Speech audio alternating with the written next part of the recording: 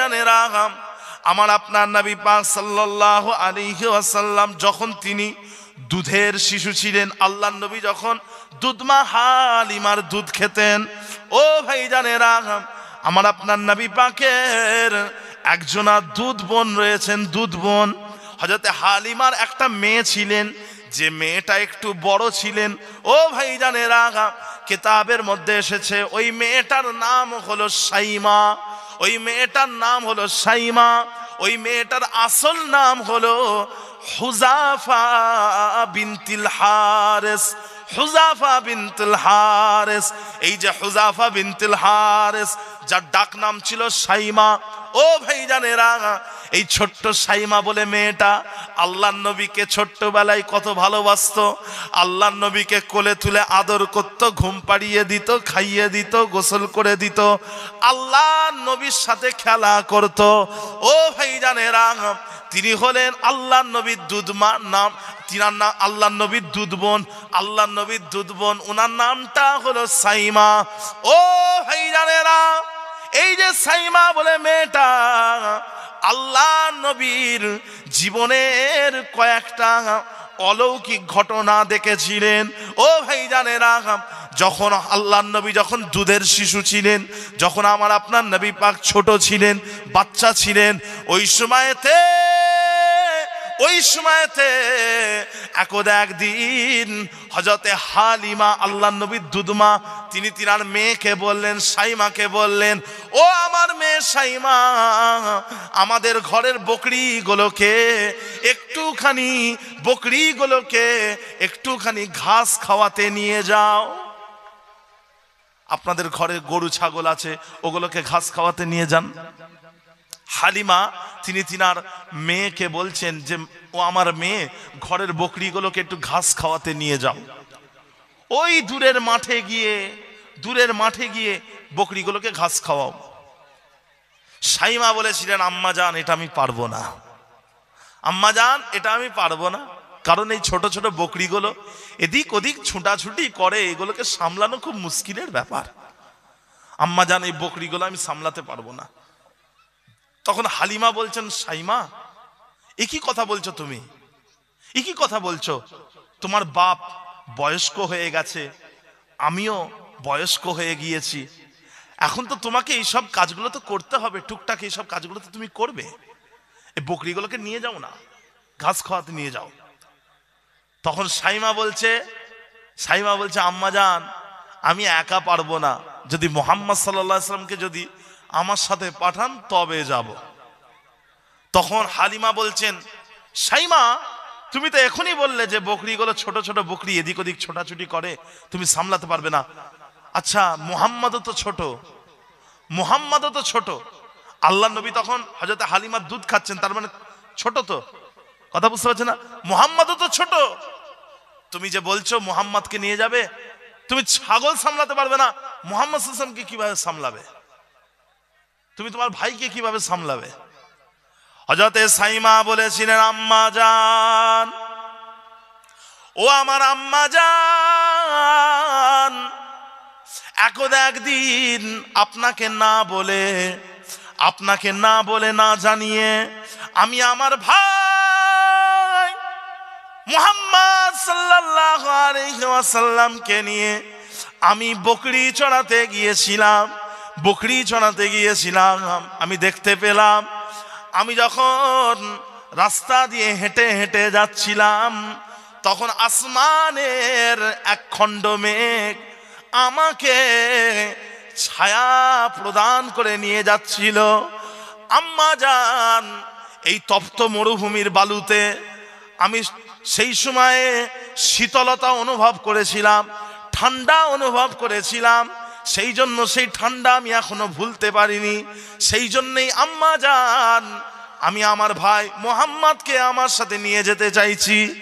আম্মা জান, শোনেন, একদিন আপনাকে না জানিয়ে আমার ভাই মুহাম্মদকে নিয়ে মরুভূমির ওই তপ্ত বালু দিয়ে আমি হেঁটে হেঁটে যাচ্ছি।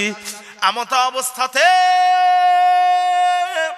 আমি দেখতে পেলাম একজনা ইহুদিদের রাহেব, একজনা ইহুদিদের নেতা আমার ছোট্ট ভাই মুহাম্মদকে দেখে ছুটে চলে এলো এবং আমার ছোট্ট ভাই মুহাম্মদকে নিয়ে আদর করতে লাগলো। আমাকে জিজ্ঞাসা করলো এর নাম কি? আমি বললাম এর নাম হলো মুহাম্মদ। ও আম্মা জান, এর পূর্বে কেউ আমার কাছ থেকে আমার ছোট ভাইয়ের পরিচয় নেয়নি। ওই রাহেব, ওই ইহুদি পণ্ডিত আমার কাছ থেকে আমার ভাইয়ের পরিচয় নিয়েছিল। আম্মা জান শোনেন শোনেন, একদিন আমি আমার ছোট্ট ভাই মুহাম্মদকে নিয়ে ঘরের বকরিগুলোকে ঘাস খাওয়াতে নিয়ে গিয়েছিলাম। আমি দেখতে পেলাম ওই ছোট্ট ছোট্ট বকরিগুলো তারা ঘাস খেয়ে নিয়ে, তাড়াতাড়ি ঘাস খেয়ে নিয়ে তারা আমার কোল ঘেঁষে এসে বসেছে, আমার কোল ঘেঁষে এসে বসেছে।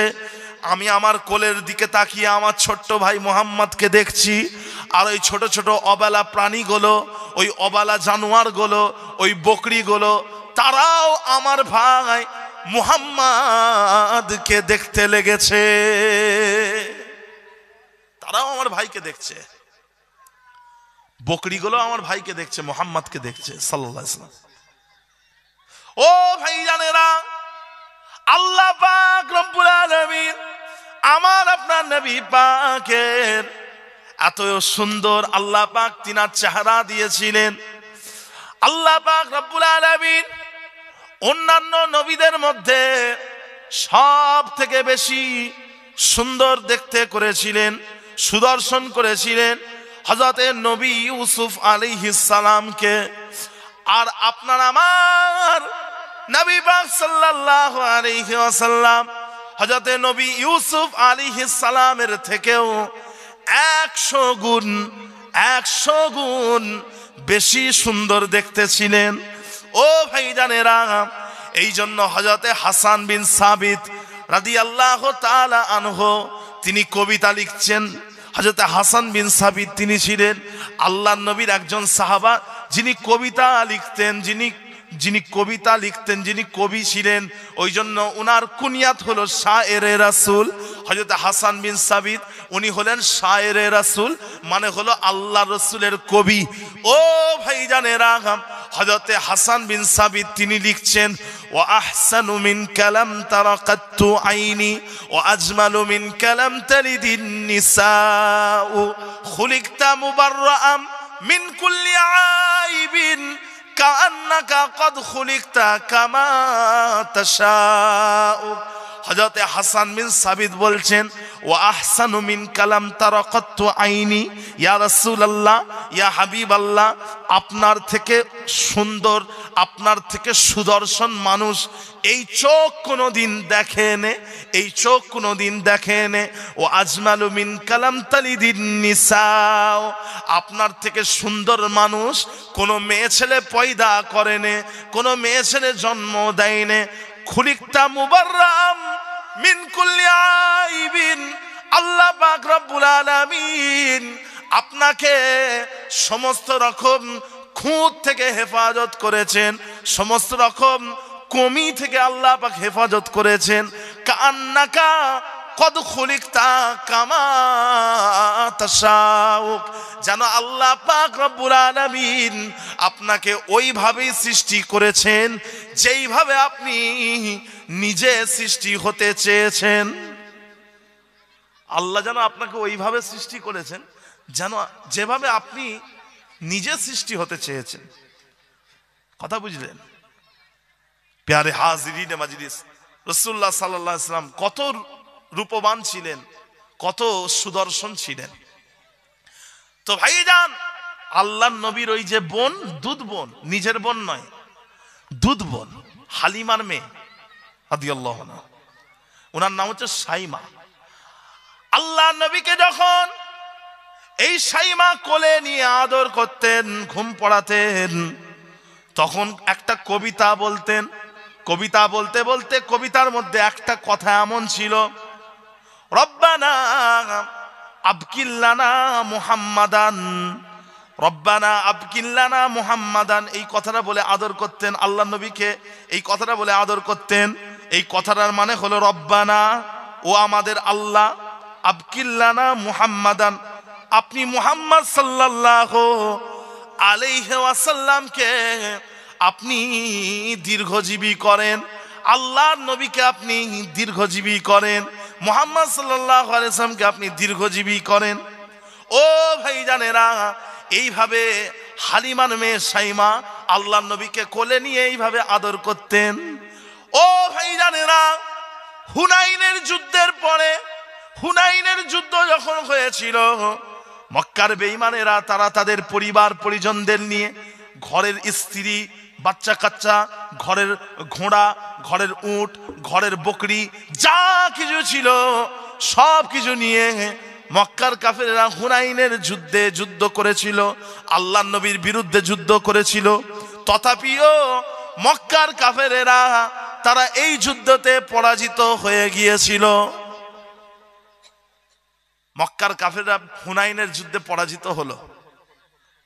তো ভাইজান, যেহেতু তারা নিজেদের স্ত্রী, বিবি, ঘরের ঘোড়া, ঘরের উট, বকরি, ছাগল যা ছিল সব নিয়ে যেহেতু যুদ্ধ করেছে, সেই জন্য আল্লাহ রাসূলের সাহাবারা এই সব কিছু বন্দী করে ফেলেছেন।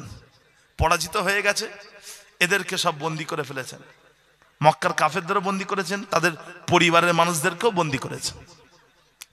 কিছু কম বেশি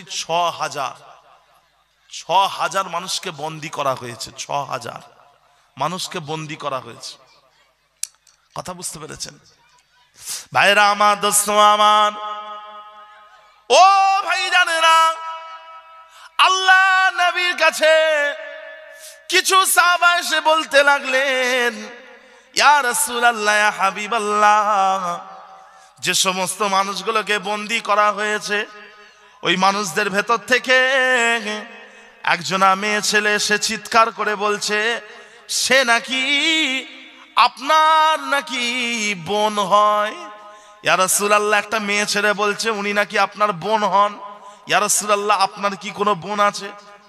আপনার কি কোনো নিজের কোনো বোন আছে? আল্লাহ নবী বললেন, না, আমার তো কোনো নিজের বোন নেই। আল্লাহ নবী বললেন, কোন মেয়ে ছেলেটা বলছে যে সে আমার বোন? কোন মেয়ে ছেলেটা বলছে যে সে আমার বোন? তোমরা সাহাবারা যাও, ওই মেয়েটাকে আমার সামনে হাজির করো। সাহাবারা ওই মহিলাকে হাজির করলেন।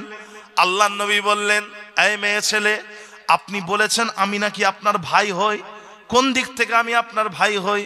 তখন ওই মেয়ে ছেলে বলেছিলেন, ইয়া রাসূলুল্লাহ, ইয়া হাবিবাল্লাহ, আমি হলাম হালিমার মেয়ে সাইমা।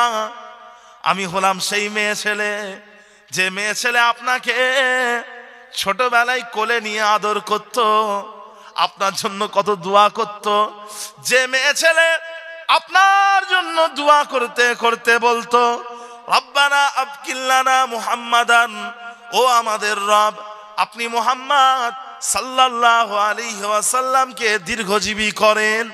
ও মুহাম্মদ সাল্লাল্লাহু আলাইহি ওয়াসাল্লাম, আমি হলাম আপনার সেই বোন সাইমা। সামনে দিয়ে ঢুকতে বলেন না, সামনে দিকতে কথা বুঝলেন? আমি হলাম আপনার সেই বোন। হুজুর চিনতে পারছেন আমাকে? আমি হলাম আপনার সেই বোন, ছোটবেলায় যা আপনাকে কোলে তুলে আদর করতো, আমি হলাম সেই বোন। আল্লাহ রসুল চিনতে পেরে গেলেন, আরে এ তো হালিমা, আমার আম্মাজান হালিমার মেয়ে, এ তো আমার দুধ বোন সাইমা। আল্লাহ নবী ওই সময়তে নিজের চাদরখানা বিছিয়ে দিলেন। আল্লাহ নবী চাদর বিছিয়ে দিলেন, আর তিনি তিনার বোন, আল্লাহ নবী তিনার বোন, দুধ বোন সাইমাকে বললেন, ও আমার বোন, আপনি আমার এই চাদরের ওপরে আপনি বসে যান। ও ভাইজানেরা, আল্লাহ নবী অনেকক্ষণ ধরে নিজের দুধ বোনের সাথে আল্লাহ নবী কথা বললেন। নিজের দুধ বোনের সাথে আল্লাহ নবী কথা বললেন। ভাইজান, নিজের বোনকে যেমন বিয়ে করা হারাম, নিজের দুধ বোনকেও বিয়ে করা হারাম। বুঝতে পেরেছেন? আপনি আপনার দুধ বোনকে দেখা দিতে পারবেন, মানে আপনি যদি আপনার মায়ের বাদ দিয়ে অন্য কোনো মহিলার যদি দুগ্ধ পান করে থাকেন, আর ওই মহিলার যদি কোনো মেয়ে থাকে, তাহলে ওই মেয়েটা হলেন আপনার দুধ বোন। তো আপনি তাকে দেখা দিতে পারবেন, সেও আপনাকে দেখা দিতে পারবে। আপনার দুধ বোন, আর আপনি তাকে বিয়ে করতে পারবেন না, আপনি তাকে বিয়ে করতে পারবেন না, কারণ আপনার দুধের সম্পর্ক আছে তার সাথে, সেই জন্য আপনি তাকে বিয়ে করতে পারবেন না। তো আল্লাহ নবী নিজের দুধ বোনের সাথে গল্প করলেন, কথা বললেন, আলোচনা করলেন। আল্লাহর নবী, আল্লাহর হাবিব কথা বলতে বলতে বললেন, ও আমার বোন সাইমা, আপনি আমার কাছে থাকবেন নাকি ঘরে চলে যাবেন? ওই সময়তে সাইমা বলেছিলেন, না আমার ভাই মুহাম্মদ, আমি আপনার কাছে থাকবো না, আমি ঘরে চলে যাব। আল্লাহর নবী বললেন ঠিক আছে। তারপরে সাহাবাদেরকে বললেন, ও সাহাবারা, ও আমার সাহাবারা, তোমরা আমার বোন সাইমাকে যুদ্ধলব্ধ গনিমতের মাল থেকে কিছু সম্পত্তি দান করো, কিছু ঘোড়া, কিছু বকরি দান করো, কিছু গোলাম দান করো। ও ভাই জানেরা, তারপরে আল্লাহর নবী তিনি বললেন, ও আমার বোন, আপনার কি আর কিছু লাগবে? বোন, আপনার কিছু লাগবে? বোন বললেন, না আমার আর কিছু লাগবে না। আল্লাহর নবী দেখতে পেলেন তিনার বোন সাইমা অন্য কোথায় যাচ্ছেন না, ওইখানেই দাঁড়িয়ে আছেন। আল্লাহর নবী আবার জিজ্ঞাসা করলেন, বোন আপনার কি আর কিছু লাগবে? বোন আপনার কি আর কিছু লাগবে? বোন বললেন, না লাগবে না। আল্লাহর নবী বললেন, তাহলে বোন আপনি কেন দাঁড়িয়ে আছেন? তখন আল্লাহর নবীর ওই দুধ বোন তিনি বলেছিলেন, ইয়া রাসূলুল্লাহ, হে ইয়া হাবিবাল্লাহ, আপনি তো আমাকে মুক্ত করে দিলেন, আপনি তো আমাকে স্বাধীন করে দিলেন, কিন্তু এই হুনাইনের যুদ্ধে আরো যারা বন্দী হয়েছে তাদেরকে তো আপনি বন্দী করে রেখে দিয়েছেন, আপনি আমাকে মুক্ত করে দেবেন, তাদেরকে বন্দী করে রেখে দেবেন, তারা পরবর্তীতে আমাকে বলবে, একবারও তো রসুলের কাছে আমাদের জন্য একটু সুপারিশ করলে না, রসুলের কাছে তো আমাদের জন্য একটু সুপারিশ করলে না, তুমি একাই চলে গেলে, আমাদের জন্য সুপারিশ করলে না। সেই জন্য ইয়া রাসূলুল্লাহ, আমি আপনার কাছে বলে দিই, আমি আপনার কাছে অনুরোধ করছি, আমার এলাকার মানুষগুলোকে, এই বাকি বন্দীগুলোদেরকে আপনি ক্ষমা করে দেন, আপনি মাফ করে দেন, আপনি তাদেরকে স্বাধীন করে দেন। ও ভাইজানেরা, ওই সময় আল্লাহর নবী তিনি তিনার দুধ বোন সাইমার কথাটাকে ফেলতে পারলেন না। আল্লাহর নবী তখন সাহাবায়ে কেরামদেরকে নিয়ে মিটিং করলেন, সাহাবায়ে কেরামদেরকে নিয়ে আলোচনা করলেন। আলোচনার পরে আল্লাহর নবী সাহাবাদেরকে অনুমতি দিলেন, আদেশ দিলেন যে হুনাইনের যুদ্ধে যে সমস্ত বন্দীরা বন্দী হয়েছে তাদের সকলকে বিনা মুক্তিপণে, কোন রকম মুক্তিপণ ছাড়াই তাদের সকলকে স্বাধীন করে দাও। হুনাইনের যুদ্ধে যত বন্দী ছিলেন তাদের সকলকে আল্লাহ রাসূল স্বাধীন করে দিলেন। যারা আল্লাহ নবীর বিরুদ্ধে যুদ্ধ করে পরাজিত হয়ে বন্দী হয়ে গেছিল, শুধুমাত্র নিজের দুধ বোনের কথাই, দুধ বোন সাইমার কথাই আল্লাহ নবী তাদেরকে মুক্ত করে দিলেন, তাদেরকে ক্ষমা করে দিলেন, তাদেরকে মুক্ত করে দিলেন। কথা বুঝতে পারছেন? নিজের জন্য ব্যক্তিগত কারণে আল্লাহ রসুল কারোর উপরে প্রতিশোধ গ্রহণ করেননি, বরং আল্লাহ রসুল ক্ষমার সাগর তৈরি করেছেন, ক্ষমার পাহাড় তৈরি করেছেন। যে প্যারে হাজিরিন, আল্লাহ রসুল যখন মক্কা বিজয় করেছিলেন, মক্কা বিজয়, সেই দিন আল্লাহ নবীর ক্ষমতা ছিল মক্কার কাফেরদেরকে ফেলে হত্যা করার ক্ষমতা আল্লাহ রসুলের ছিল। অনেকে বলে থাকে ইসলাম নাকি তরবারির আঘাতে প্রচার হয়েছে। পৃথিবীর বুকে যত ধর্ম আছে বর্তমান পৃথিবীতে, কত ধর্ম আছে বলেন তো? পৃথিবীর বুকে সব থেকে দ্রুত, সব থেকে তাড়াতাড়ি যেই ধর্মটা প্রচার হয়েছে, পৃথিবীতে ছড়িয়ে গেছে, ওই ধর্মটার নাম হলো ইসলাম ধর্ম। বুঝলেন? পৃথিবীতে বর্তমানে জনসংখ্যা কত? 750 কোটি, মুসলমান হলো 200 কোটি। যে ভাইজান, আল্লাহ রাসূলের জামানায় সোশ্যাল মিডিয়া ছিল না, সোশ্যাল মিডিয়া ছিল না। এই এখন যেমন দ্বারা কাগজ আছে, কলম আছে, কাগজ কলম, এত সুবিধা ছিল না। তখন পাহাড়ের পাথরের গায়ে কোরআন লেখা হতো, পাথরের গায়ে হাদিস লেখা হতো, শুধু কোরআন লেখা হতো, পাথরের গায়ে কোরআন লেখা হতো। গাছের ছালে কোরআন লেখা হতো, বুঝলেন? তারপরে পশুর চামড়াতে কোরআন শরীফ লেখা হতো।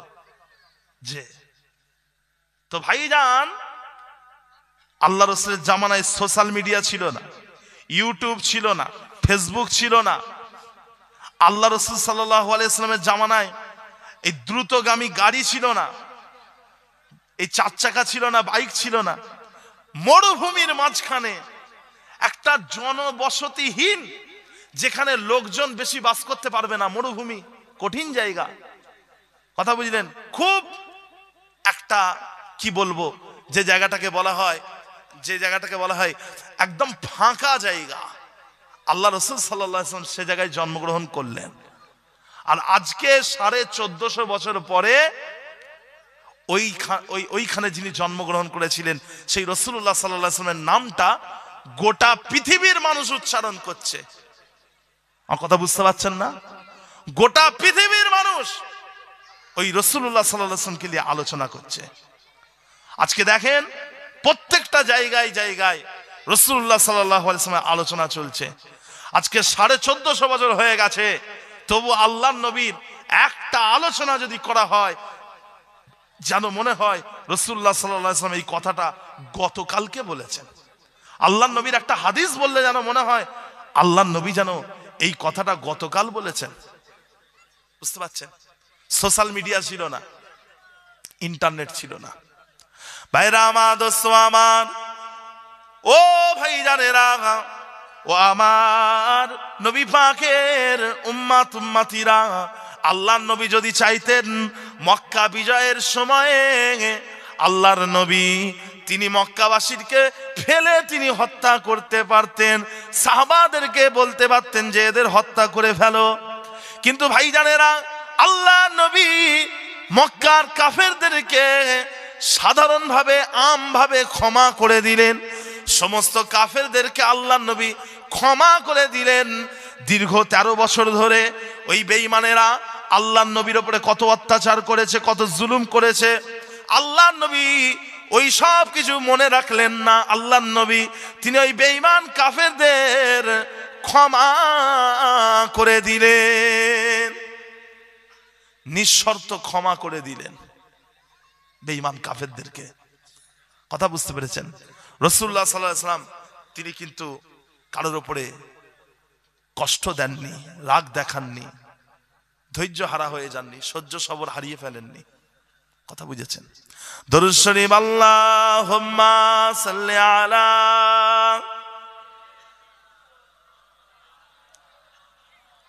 ওয়ালা আলিহি আল্লাহুম্মা সাল্লি আলা সাইয়্যিদিনা ওয়ালা আলি সাইয়্যিদিনা।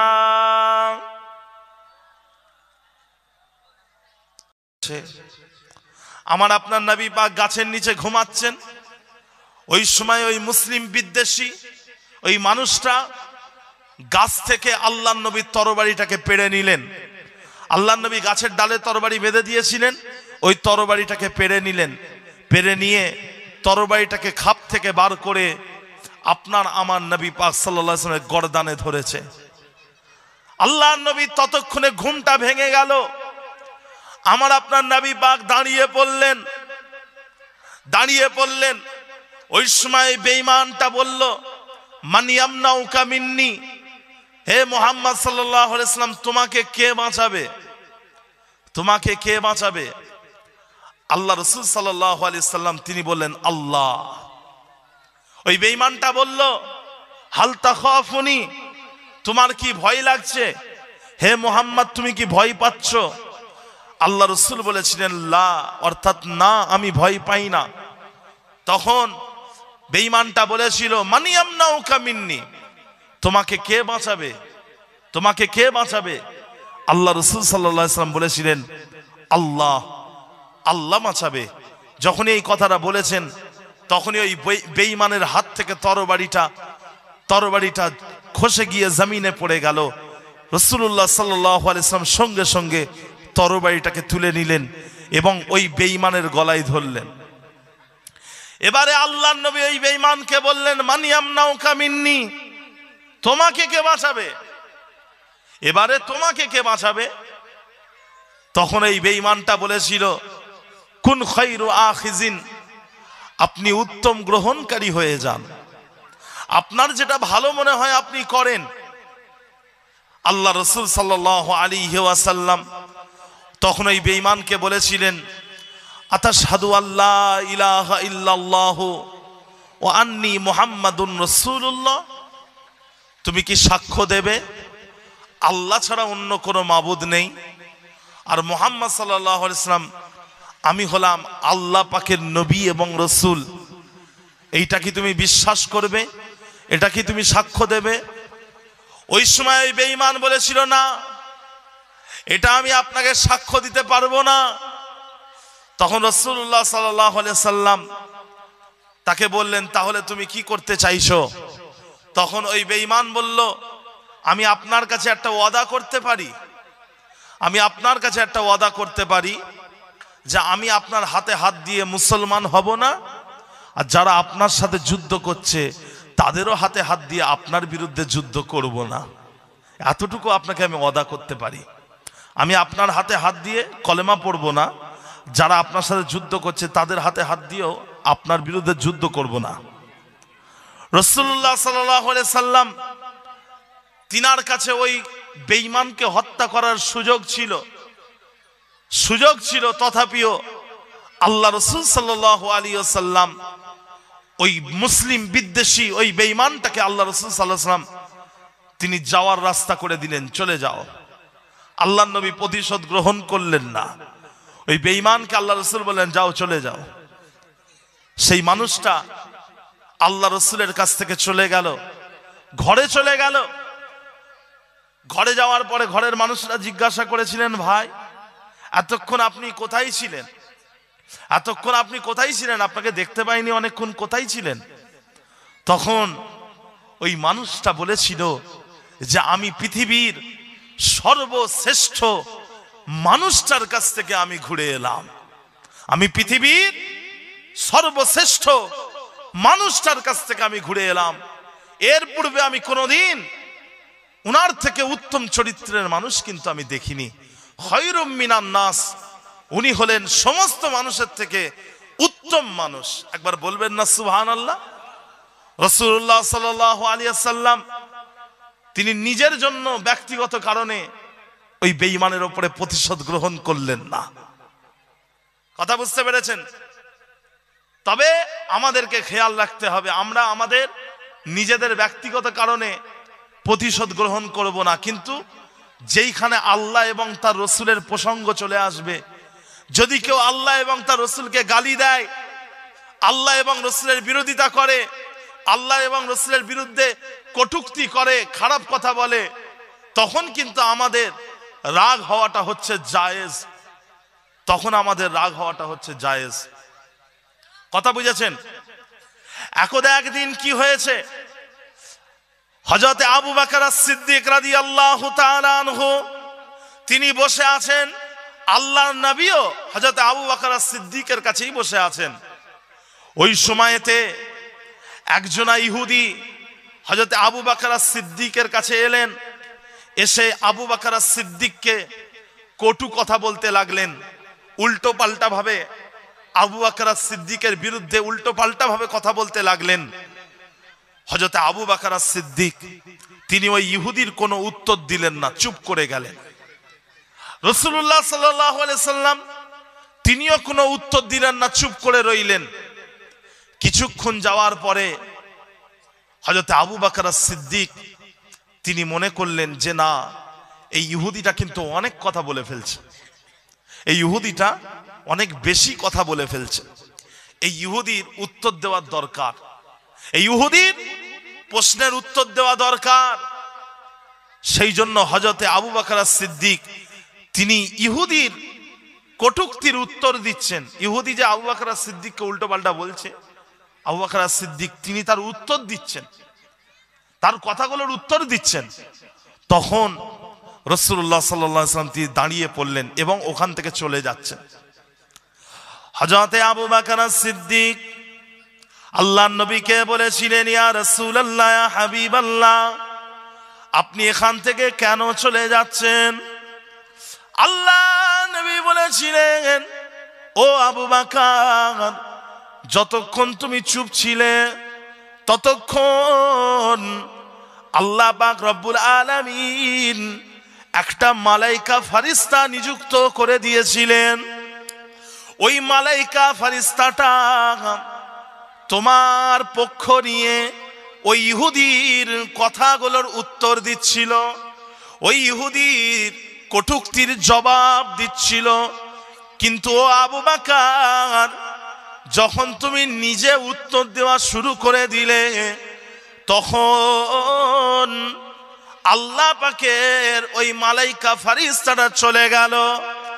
আল্লাহ পাকের মালাইকা ফারিস্তা চলে যাওয়ার কারণে আমি রাসূলুল্লাহ সাল্লাল্লাহু আলাইহি ওয়াসাল্লাম আমিও এই জায়গা থেকে চলে যাচ্ছি। হযরত আবু বকর সিদ্দিক তিনি মনে করলেন, তাহলে তো ইহুদির উত্তর দেওয়ার কোনো প্রয়োজন ছিল না।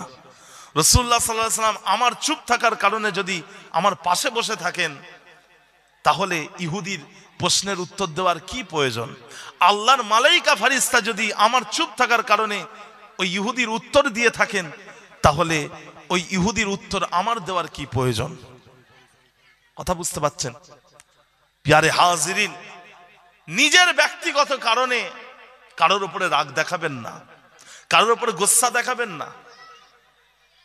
ভাইরা আমার, দোস্ত আমার, কিন্তু আল্লাহ এবং তার নবী যারা বিরোধিতা করবে, আল্লাহ এবং তার নবী যারা কটূক্তি করবে, খারাপ কথা বলবে, তখন কিন্তু আমাদের ঈমানি দায়িত্ব হলো আমরা তাদের উপরে রেগে যাব, আমরা তাদের উপরে গুসা করব। এই রাগ করাটা হলো জায়েজ। ও ভাইজানেরা, একদা একদিন হযরতে আলী রাদিয়াল্লাহু তাআলা আনহু তিনি খবর পেলেন যে একজনা ইহুদি আল্লাহর নবীকে গাল দিয়েছে, আল্লাহর নবীকে কটূক্তি করেছে। ও ভাইজানেরা, হযরতে আলী রাদিয়াল্লাহু তাআলা আনহু ওই সময়তে তিনি ওই ইহুদির কাছে গেলেন এবং ওই ইহুদিকে জমিনে আছাড় দিয়ে ফেলে দিলেন। হযরতে আলী ইহুদিকে আছাড় দিয়ে ফেলে দিয়েছেন। মান সাব্বা নাবিয়্যা ফাকতুলুহু, যে নবীকে গাল দেবে তাকে হত্যা করে ফেলো, যে নবীকে গালাগালি দেবে তাকে হত্যা করো। তার শাস্তি হলো তার গর্দানটাকে শরীর থেকে আলাদা করে দিতে হবে। যে রসুলকে গাল দেবে তার শাস্তি হলো তার গর্দানটাকে শরীর থেকে আলাদা করে দিতে হবে। আলী রাদিয়াল্লাহু আনহু যখন শুনলেন ইহুদি আল্লাহর নবীকে গাল দিয়েছে, উনি ছুটে গিয়ে ইহুদিকে জমিনে ফেলে দিয়ে ইহুদির বুকের ওপরে বসে পড়লেন। বুকের ওপরে এমন ভাবে বসেছেন যে ইহুদিটা আর শরীরটাকে নাড়াতে পারছে না, হাত নাড়াতে পারছে না। আলী রাদিয়াল্লাহু আনহুকে যে ঠেকাবেন, আটকাবেন, ওটা পারছেন না। তখন হযরত আলী রাদিয়াল্লাহু আনহু কোমর থেকে তরবারিটাকে বার করে ইহুদির গর্দানে ধরেছেন, এবারে চালাবেন। রাসূলকে গাল দিয়েছে, এবারে তার গর্দান কেটে নেবেন। ঠিক ওই মুহূর্তে ইহুদিটা মুখ থেকে একদলা থুতু নিয়ে, মুখের ভেতর থেকে থুতু নিয়ে হযরত আলী রাদিয়াল্লাহু আনহুর মুখে থুতুটা ছুঁড়ে দিয়েছে। হযরত আলী রাদিয়াল্লাহু আনহুর মুখটা থুতুতে ভর্তি হয়ে গেছে, থুতুতে ভর্তি হয়ে গেছে। আলী রাদিয়াল্লাহু আনহু খুব রেগে গেলেন এবং ইহুদির বুকের উপর থেকে উঠে পড়লেন আর ইহুদিকে বললেন, তুমি চলে যাও, তোমাকে মারবো না। তিনি বেশি রেগে গেলেন এবং ইহুদির বুকের উপর থেকে উঠে বললেন, যাও, চলে যাও, তোমাকে মারবো না। ইহুদিটা চলে গেল। সবাই প্রশ্ন করলেন, হুজুর এই ইহুদি তো আপনার মুখে থুতু দিল, আপনি ওর গর্দান কাটলেন না? রসুলকে গাল দিয়েছে, আপনি ওর গর্দান নিলেন না কেন?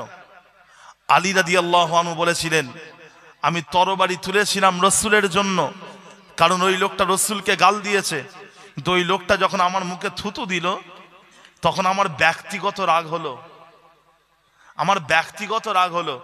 আর আমি আমার ব্যক্তিগত রাগের কারণে যদি ওই লোকটাকে হত্যা করে দিই, তাহলে আল্লাহ পাকের কাছে আমি ধরাশায়ী হয়ে যাব, আল্লাহর কাছে আমি ধরা পড়ে যাব।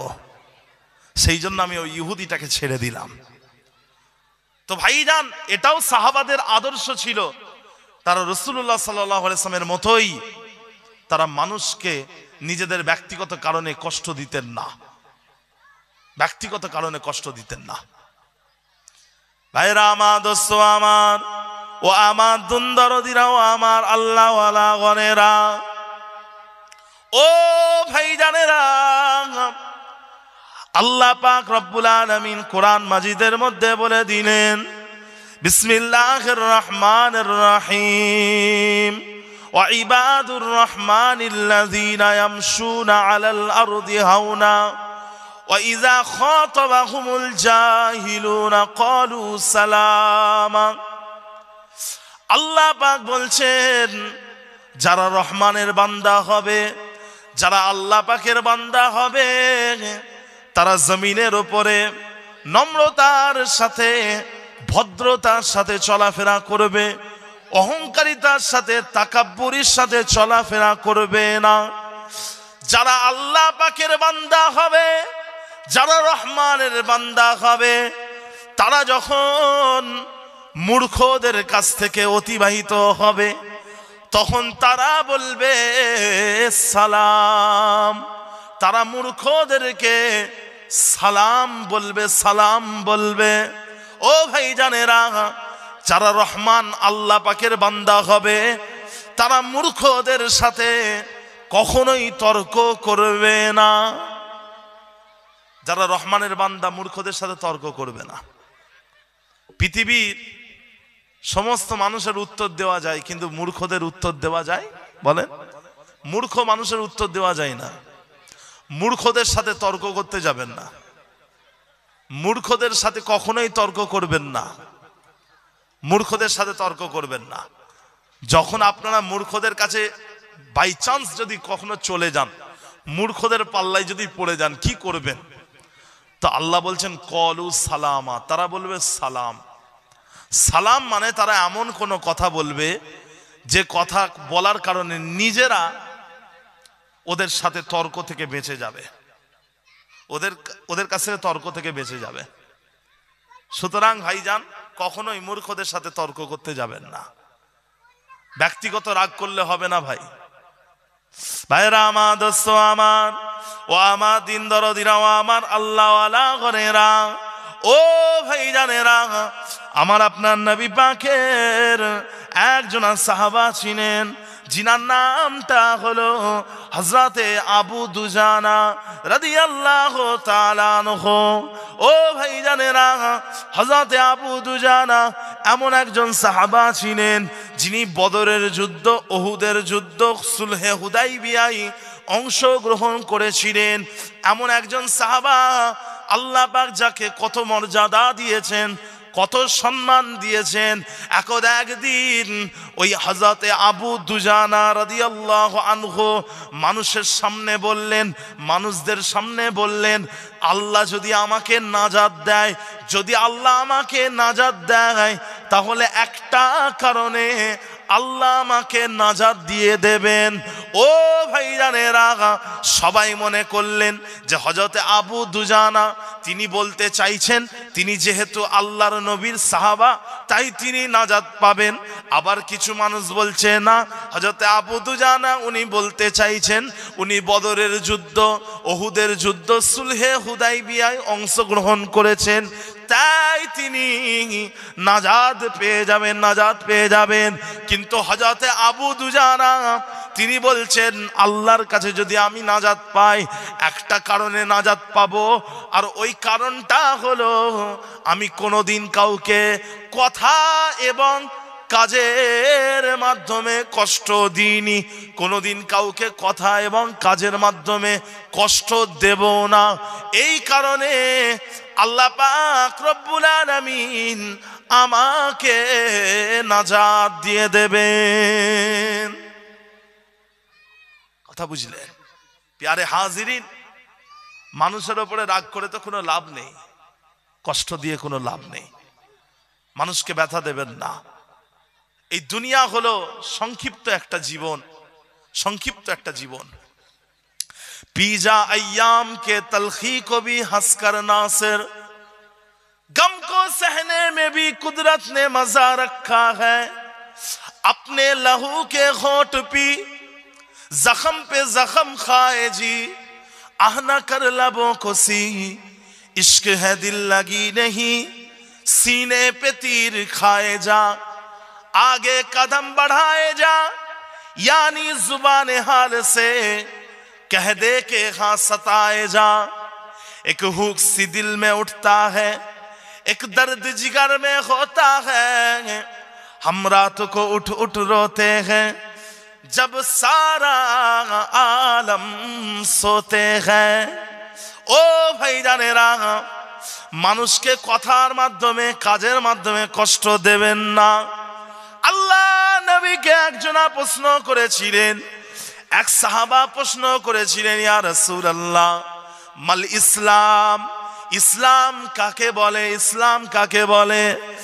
আল্লাহ নবী বলেছিলেন তিবুল কালাম ওয়া ইতামুত তাআম, মিষ্টি কথা বলা এবং মানুষকে খাওয়ানো, এইটাই হলো ইসলাম।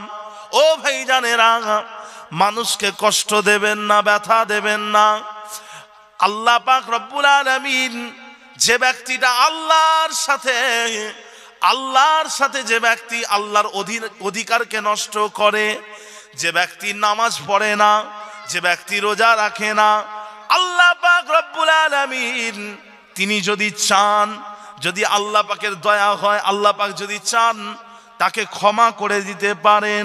কিন্তু যে ব্যক্তি মানুষকে কষ্ট দেয়, আল্লাহ পাক রব্বুল আলামিন তাকে ক্ষমা করেন না।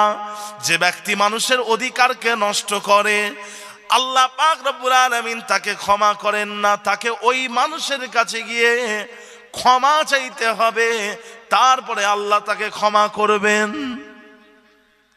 কথা বুঝেছেন? ও ভাইজানেরা, আপনার আমার নবী পাক সাল্লাল্লাহু আলাইহি ওয়াসাল্লাম ব্যক্তিগত কারণে, নিজস্ব কারণে কখনোই মানুষকে কষ্ট দেননি।